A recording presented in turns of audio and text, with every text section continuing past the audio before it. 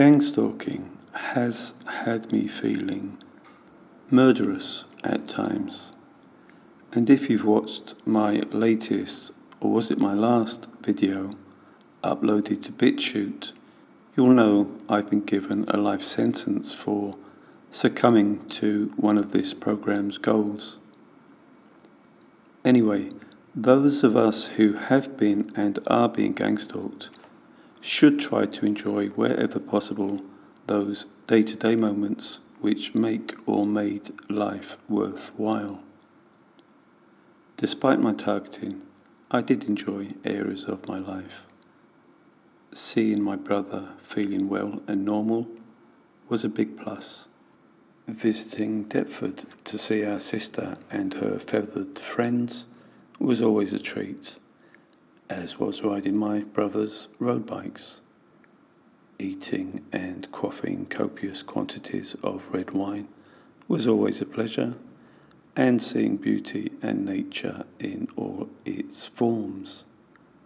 Laughter was also important. Though not a conventional comedy, mainstream media news, both locally and nationally, could be hilarious at times. JP Sears' videos on YouTube were often clever and very funny, and staples such as The Simpsons and Family Guy were consistently good. I even found humour or used it in my being targeted, but ultimately gang-stalking won. One aspect in my targeting, and I never learned how it was accomplished, was the very strange, some may say spooky, but definitely surreal, disembodied voices I recorded over the years.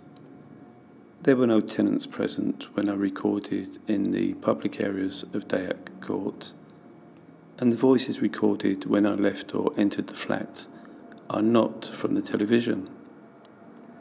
At the Screw's generous discretion, I've been allowed to now upload some videos from my cell, so for old time's sake, I thought I'd put together a small selection of those invisible voices, and they're from 2023.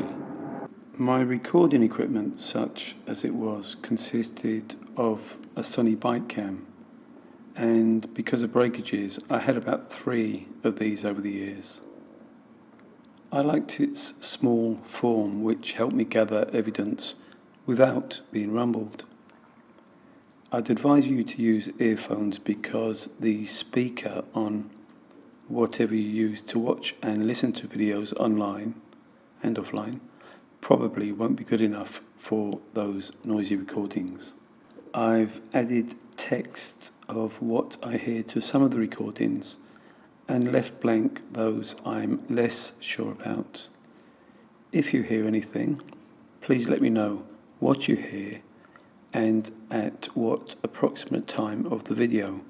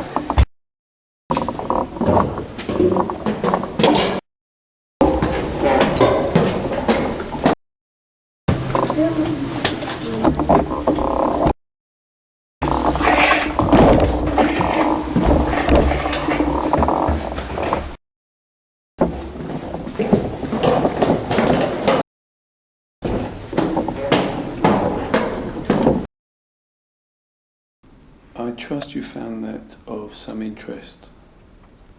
Homegrown secret targeting operations which make use of stalking, spying, harassment and torture are of no interest to British journalists, and nor are they worthy of investigation in those other countries where people are being selected for covert destruction. Lastly, you might have noticed prior to my being locked away from society, I used to wear the same clothes, which were a fleece hoodie and shorts. That was my daily outerwear and uniform. They had seen better days, but money was scarce, and what little I did have was used on car insurance, secure parking and internet access. Despite appearances, they did get a wash, and it was the same time as I used to clean the flat, so once every year.